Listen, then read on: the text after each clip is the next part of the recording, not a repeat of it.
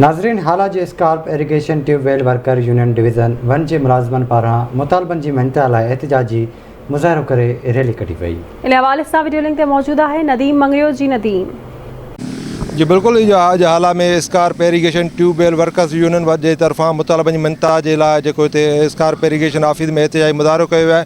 एहतिजाजी मुज़ाहिरे जी जेका अॻवानी अनवर मलाक ऐं ॿिया करे रहिया आहिनि। जेको हिन जा जेके सनकोटा समेत जेके मुख़्तलिफ़ जेके मुतालबा आहिनि उन्हनि जे लाइ जेको अॼु सिराप आहे एहतिजाजनि ऑफिस जे तालाबंदी करे जेको हिननि ऑफिस जे अॻियां अॼु एहतिजाजी मुज़ाहिरो कयो आहे।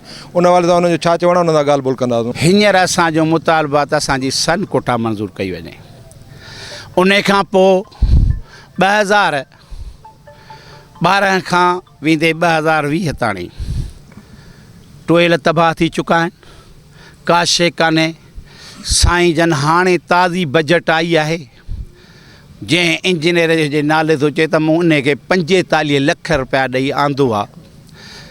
मुंहिंजी मर्ज़ी आहे हाणे जेको 45 लख ॾेई जंहिंखे घुराए थो त असांजा टोयल अॻे ई तबाह लॻा पिया आहिनि, त उहो कमु कहिड़ा कंदो। सिम नाला मंज़ूर थिया साईं उन्हनि जे महिरबानी ते ॿियनि दोस्तनि ते उन्हनि ते टोयल लॻल उन्हनि जी लोकेशन चेंज लाइ किथे जो किथे ॾेई छॾिया। असां अॼु जेका यूनियन हिते गॾु थिया आहियूं या इन लाइ थिया आहियूं त जीअं रिटायरमेंट कोटा खे असां बहाल कराए सघूं।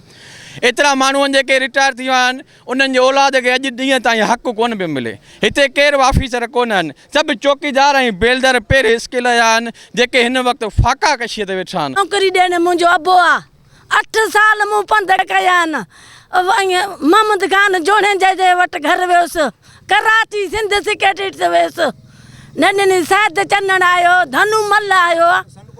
हा, सनकोटा में। ऐं मिसकीन आहियां, नंढड़ा न मुंहिंजो मुड़ुसु अंधड़ो न पीना ऐं रन न धणी न साईं। मूंखे ऑर्डर वठी ॾियो। 2012 खां वठी 2021 ताईं असां ॿार बचा वठियो उते सिमनाल ते लोढ़ण में पिया आहियूं। 2012 खां वठी 2021 ताईं असांखे हेसि ताईं रुपयो न मिलियो आहे पघार। ऑर्डर बि असांजा सिलेक्शन थी विया आहिनि, ऑर्डर बि अची विया आहिनि, ऑर्डर बि नथा ॾियनि ऐं न ई हेसि ताईं असांखे 20 सालनि में रुपयो मिलियो आहे। अॼु सभु माण्हू संगत वेठी आहे ऐं पंहिंजे पाण खे ज़िंदा रखणु नथो चाहियां। पघार 34-35 आहे, उन जे करे बचड़ा बुख मरनि पिया हींअर ऐं मूंखे तकलीफ़ आहे तमामु घणी। जी बिल्कुलु, स्कार्प इरीगेशन ट्यूबवेल वर्कर जेको अॻवाननि जेको हुननि जो तव्हां ॻाल्हि ॿुधी उन्हनि जो इहो चवणु हुयो त जेको हुननि जो जेका सनकोटा ते अमल नथी पिया। उन खां अलावा जेको ऑफिस जा जे कुझु जेके कर्ता धर्ता माण्हू जेके माना हिनखे मुख़्तलिफ़ तरीक़नि सां जेके हिनखे तंग करे रहिया आहिनि, हिननि जो जेको मुतालबो आहे त जेके हिन ऑफिस में जेके बासर जेके माण्हू आहिनि जेके हिननि खे तंग करे आहिनि उनखे फौरी तौर ते हितां हटाए वञे। हिननि जा जेके जाइज़ मुतालबा आहिनि उन्हनि खे फौरी तौर ते मंज़ूर करे हिननि जो जेका बेचैनी पकड़े उहा पूरी ख़तमु कई वञे। जी।